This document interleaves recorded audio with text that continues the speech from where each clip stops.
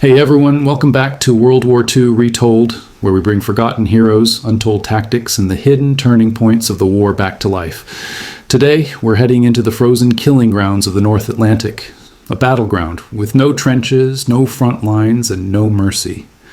Beneath those black, icy waves, German U-boats prowled like wolves in the dark, threatening to choke Britain's lifelines and starve an entire nation into submission. But in this bleak and desperate fight, one man refused to accept the impossible odds. A maverick, a rule breaker, a commander who saw what others overlooked and dared to change everything. His name was Frederick Johnnie Walker, and his relentless pursuit of better tactics would help turn the tide of the Battle of the Atlantic. So settle in and let's dive into one of the most dramatic and overlooked battles of World War II, and the officer who rewrote the rules of naval warfare. In the early years of World War II, German U-boat Wolfpacks wreaked havoc on Allied shipping in the North Atlantic. Britain, an island nation dependent on seaborne supplies, found its lifeline under siege. By mid-1940, U-boats were sinking ships faster than Britain could replace them. In 1940 alone, they sent hundreds of merchant vessels, totaling on the order of 2.5 million tons of cargo, to the ocean floor.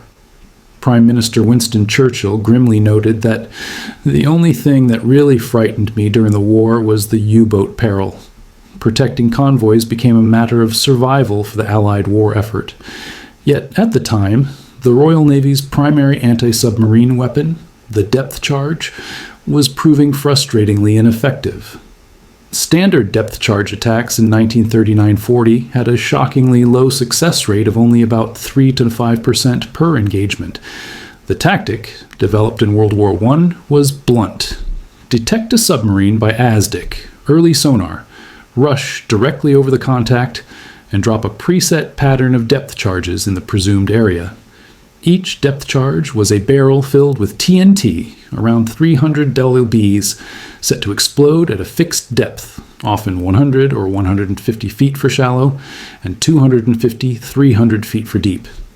In theory, the concussive blast would crush or cripple any U-boat caught within about 20-30 feet. In practice, however, this approach had deadly flaws.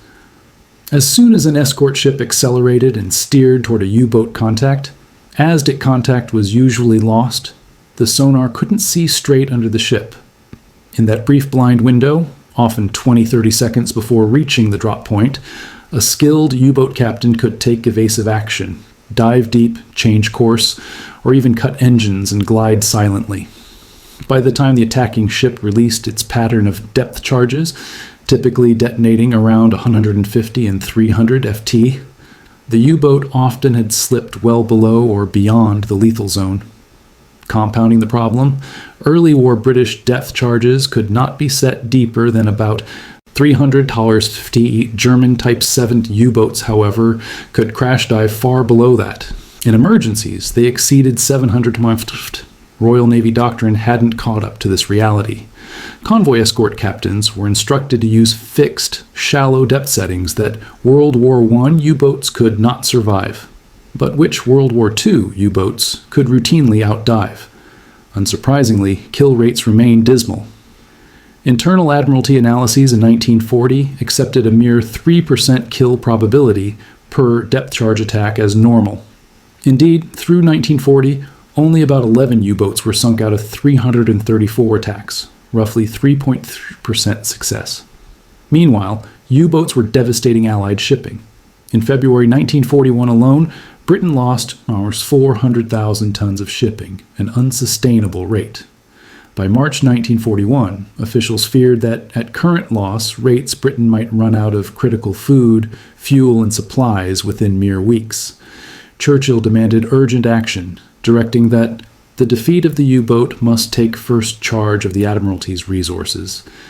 Sinkings had to outpace new U-boat construction, or Britain could be starved into submission. A maverick mind, Lieutenant Commander F.J. Johnnie Walker. Among the Royal Navy's escort officers, one man in particular was obsessing over the failings of existing anti-submarine tactics.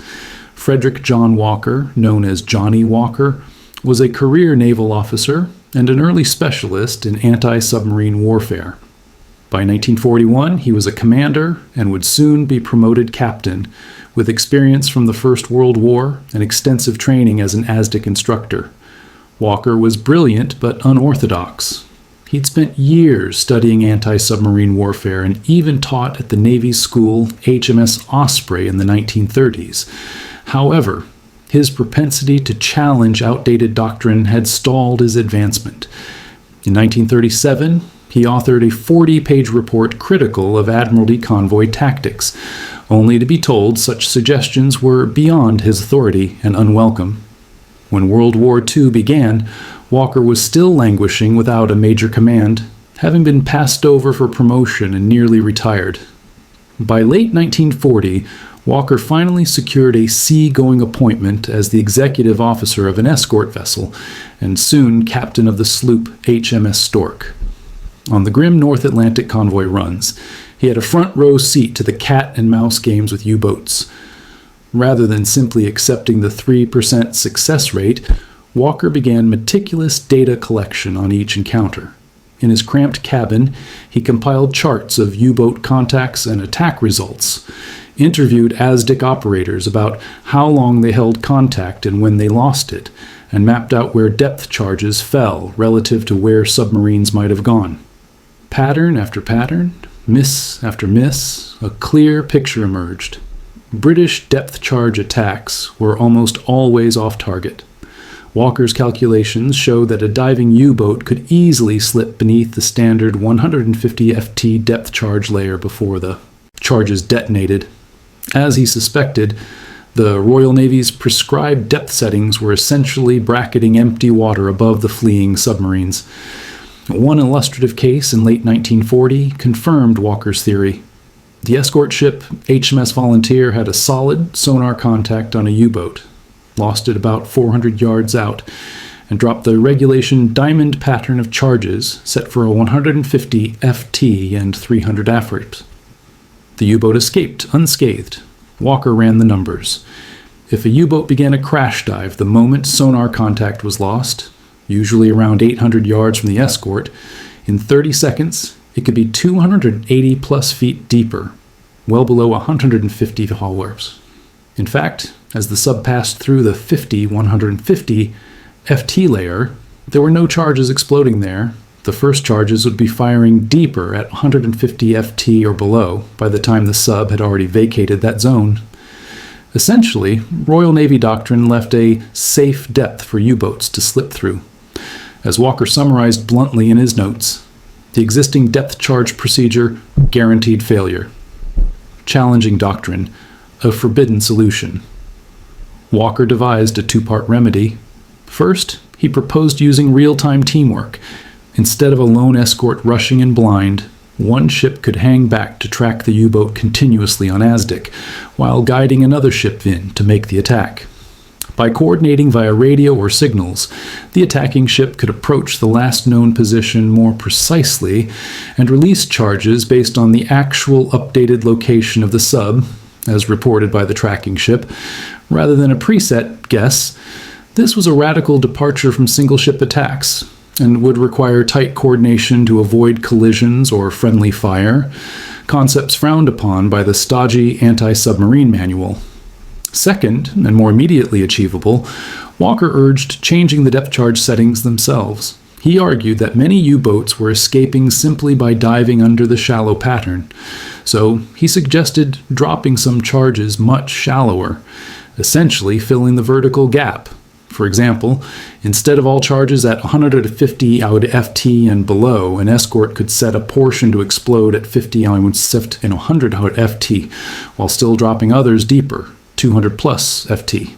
This staggered, layered pattern might catch a diving sub earlier in its dive and also damage it at depth if it tried to outdive the attack. In early 1941, Walker submitted his ideas up the chain of command. The immediate response from the Admiralty was hostile. According to accounts of the incident, his proposal was returned marked in red ink, "Rejected, violates Admiralty ASW regulations." Multiple ship coordination was deemed too complex and risky, and altering depth charge settings without explicit authorization was outright forbidden. Walker was admonished to follow orders and use standard procedure. The Royal Navy's leadership at that point firmly believed that no significant improvement in anti-submarine success was possible until new weapons, like a head-thrown hedgehog mortars or acoustic torpedoes, became available. They saw Walker's ideas as insubordinate tinkering with established rules. However, Walker's analysis had quietly drawn attention from some forward-thinking officers at Western Approach's command in Liverpool. In early 1941, the Western Approach's tactical unit, a small team created to war-game convoy battles, took notice of Walker's data. Led by Commander Gilbert Roberts, this unit ran simulations pitting the orthodox tactics against Walker's method. The results were telling. Using standard single-ship depth charge attacks, the U-boats were sunk in only 384% of scenarios, consistent with real-world results. When they incorporated Walker's coordinated tracking and custom depth pattern, the kill percentage in simulations jumped to around 10 to 12%, roughly triple the success rate. Armed with this evidence, Western Approach's command signaled that they were willing to give Walker's ideas a try. Official doctrine be damned. Admiral Sir Percy Noble, Commander-in-Chief Western Approaches in early 1941, quietly authorized escort captains to experiment with modified tactics in the field on the condition that results were reported. Walker thus received unofficial blessing to proceed, albeit without fanfare. Still technically a junior officer on convoy duty, he would not get his own escort group command until months later. Walker prepared to prove his theories at the next opportunity. In March 1941, that opportunity came, dramatically so. Trial by fire, Convoy HX-112 and the U-boat Aces, March 1941. In mid-March 1941, Convoy HX-112 was steaming eastward toward Britain, laden with vital fuel oil. It consisted of 41 merchant ships and was escorted by the 5th Escort Group, including 2 British destroyers, HMS Walker and HMS Vannick, among other smaller vessels. Commander Donald McIntyre was the senior escort commander aboard HMS Walker. Also aboard that ship was Lieutenant CMDR Johnnie Walker, whose surname happened to coincide with the vessel's name, serving as second in command and eager to validate his ideas. Unbeknownst to the sailors on those cold, rough seas, they were about to engage in one of the most pivotal convoy battles of the war. 5 German U-boats, led by some of Germany's top U-boat aces, had stalked HX-112. Among them were U-99, commanded by Captain Lieutenant Otto Kretschmer, the highest-scoring U-boat ace of the war to date, and U-100, commanded by Joachim Schepke, another top ace. In the nights of March 16-17, 1941, these U-boats launched fierce attacks. U-99 penetrated the convoy and in a short span sank or damaged several ships, including multiple tankers. The escort struggled to chase down the elusive submarines in the dark chaos of burning ships and crashing waves. In the pre-dawn hours of March 17th, radar and lookouts on HMS Vannick picked up U-100 running on the surface, trying to reposition. As Vannick moved in, Schepke crash-dived U-100 to evade. This time, however, the escorts did not simply barrel in and drop charges blindly. McIntyre aboard Walker coordinated with Vannick. One ship would track, the other attack, just as Walker had advocated. HMS Vannick held back briefly to keep sonar contact on the diving U-100, feeding bearing information via radio. Using that guidance, HMS Walker closed in for the kill. At about 300 yards distance, much closer than usual, Walker let loose a pattern of depth charges set to varying depths, including much shallower than the norm. Charges were likely set around 50 FT, 100 FT, and 150 plus FT in this attack. The sea erupted in tall pillars of water and concussive blasts. U-100, pummeled by the explosions, was forced to surface, badly damaged. As it broke the surface, Vannick, seeing the U-boat silhouette in the darkness, rammed U-100 at full speed, nearly cutting the submarine in two. Shepka and several of his crew were killed instantly by the collision. Within minutes, U-100 sank, becoming one of the first U-boats destroyed by convoy escorts without any loss of convoy ships in that encounter. Moments later, HMS Walker's crew picked up another sonar contact. U-99 was still lurking nearby. Kretschmer's U-99 had also been caught by surprise by the aggressive counterattack on U-100. In fact, U-99 nearly collided with Walker in the darkness and then crash dived to avoid detection. McIntyre and Walker aboard HMS Walker now turned their full attention to this second foe.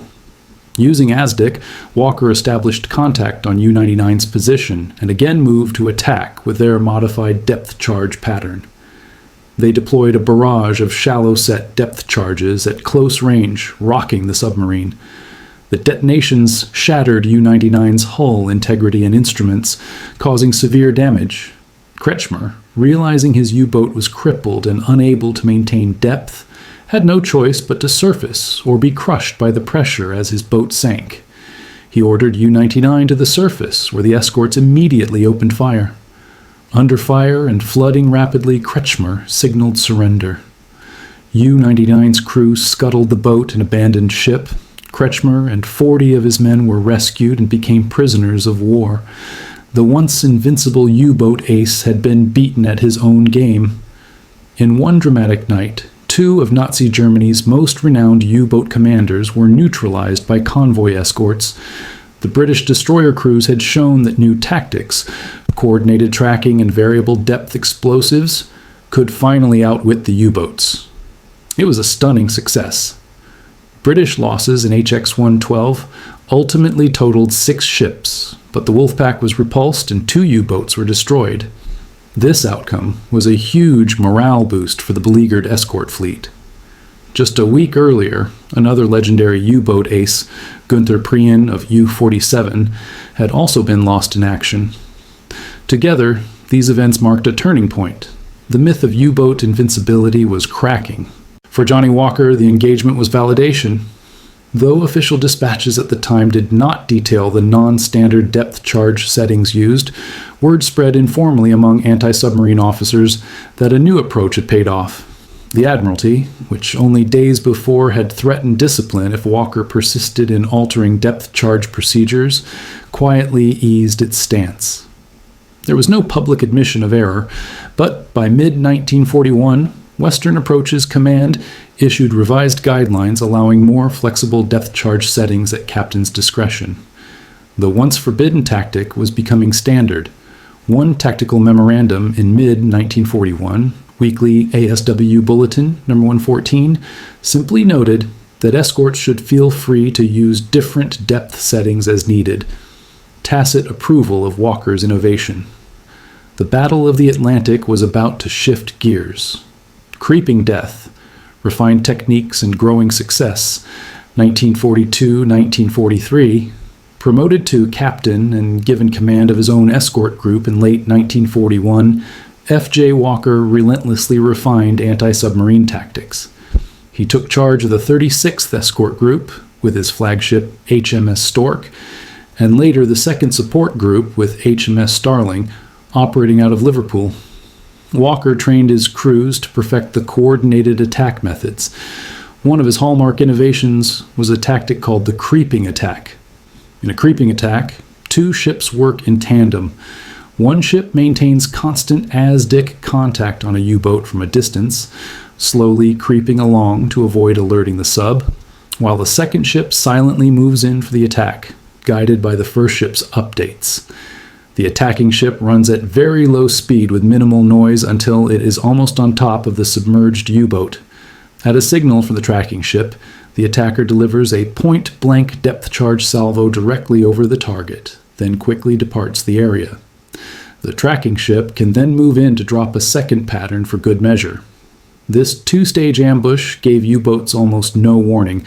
The first indication of danger would be depth charges exploding all around them. Walker's groups practiced this method exhaustively, using onboard ASDIC trainers and rehearsing communication to avoid confusion. The results spoke for themselves.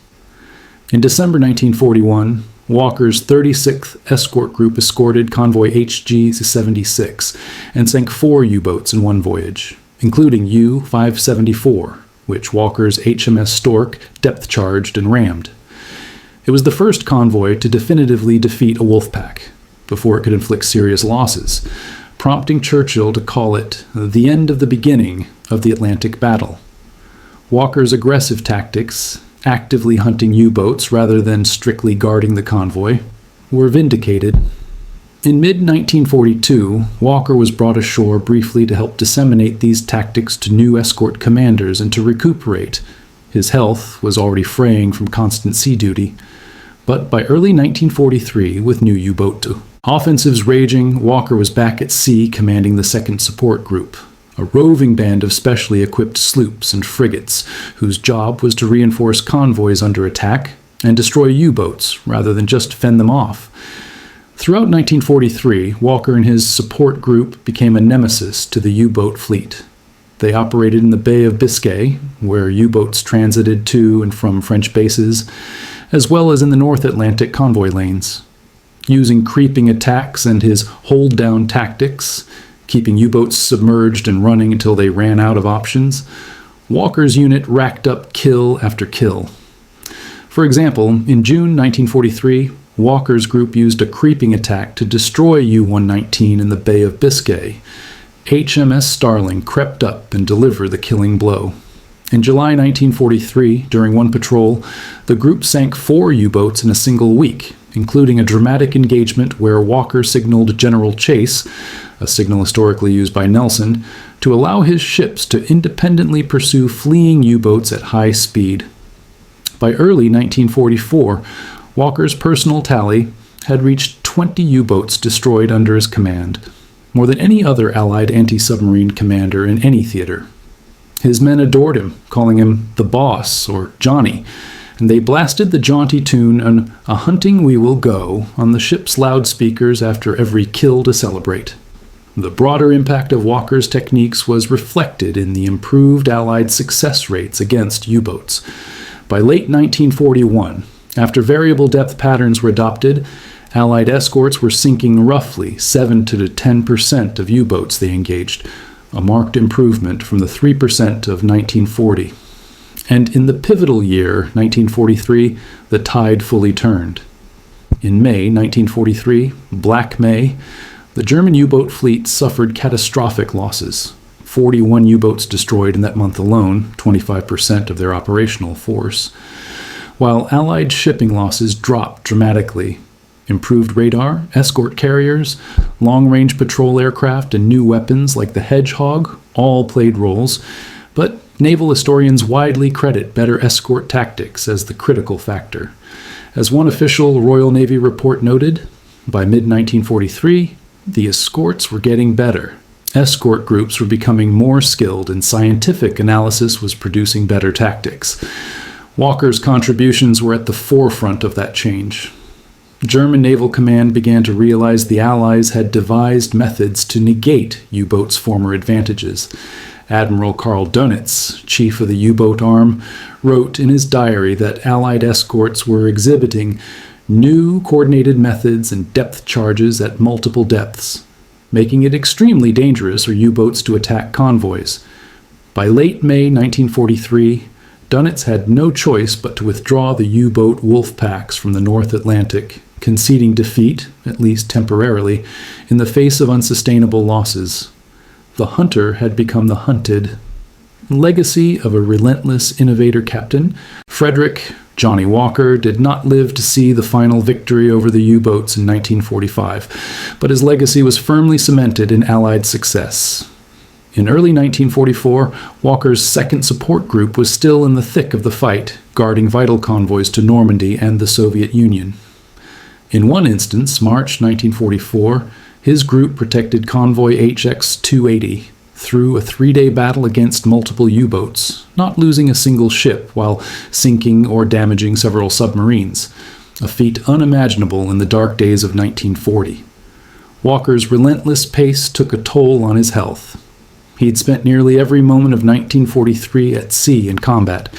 Shortly after D-Day, in July 1944, he collapsed from exhaustion, a cerebral thrombosis, stroke, and died on 9th of July 1944 at age 48. The Royal Navy attributed his death directly to war strain, noting it was aggravated by conditions of naval service. Britain mourned the loss of one of its finest. Thousands attended his funeral in Liverpool. Even Winston Churchill sent condolences, praising Walker as one of the outstanding commanders in the Battle of the Atlantic, and lamenting that the country had lost one of its most brilliant officers. Walker's crew and fellow officers erected a tombstone with a simple epitaph capturing their feelings. He was the best of us. Though he never wrote a memoir or sought personal glory, Walker's influence on anti-submarine warfare is enduring. The convoy escort tactics he pioneered, team tracking, multi-depth patterns, creeping attacks, became standard practice and were circulated in Allied training manuals by late 1944. Many future captains and instructors were mentored directly or indirectly by Walker's methods. His work also demonstrated the value of operational research and tactical innovation, even using modest existing technology to solve battlefield problems, a lesson not lost on navies thereafter. After the war, as NATO navies developed new ASW weapons, ahead-thrown mortars, homing torpedoes, sonar-guided missiles, they continued to emphasize concepts of depth coverage and coordinated attacks that Walker had proven in combat.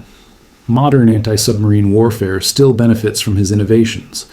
For example, multi-weapon pattern attacks and the use of one platform to track while another attacks, now often a ship and an aircraft working together, are standard tactics, principles directly traceable to Walker's ideas in 1941. In the broader historical view, Captain Johnnie Walker's refusal to accept defeat, his willingness to break the rules and try something new, changed the course of the Battle of the Atlantic. At Britain's bleakest hour, he showed that ingenuity and persistence could overcome an existential threat. The Allied victory over the U-boats by mid-1943 saved countless lives, kept the supply lines open, and enabled the build-up for the liberation of Europe. Walker's role in that victory was enormous, yet he remained a modest hero. As one of his contemporaries, Captain Donald McIntyre, said of him, "His brilliance lay in doing simple things exceptionally well and never giving up." The convoy sailors and merchant mariners who survived the war owed much to Walker's relentless fight on their behalf. In the end, the Battle of the Atlantic was won not by secret superweapons alone, but by adaptive tactics and brave men. Captain Frederick John Johnnie Walker exemplified both. His story is a testament to how one determined individual, armed with insight and courage, can turn the tide of a war. Britain quite literally might not have lasted long enough to see D-Day, and ultimate victory had the U-boat scourge not been tamed when it was. For that, we can thank the convoy escort crews, the men of the hedgerows, and leaders like Johnnie Walker, who led them to hunt the hunters. Sources: historical accounts and analyses of Captain F.J. Walker's campaign in U-boat warfare, including the Sefton Council biography of Walker, contemporary Royal Navy records and Churchill's memoirs, and after-action reports from convoy battles such as HX 112. These sources document the evolution of depth-charge tactics from 1940 to 1943, the dramatic successes of Walker's escort groups, and the eventual Allied dominance in the Atlantic. They underscore how tactical innovation, from shallow-set depth charges to coordinated creeping attacks, dramatically improved Allied anti-submarine effectiveness, contributing to the U-boat's strategic defeat by mid-1943.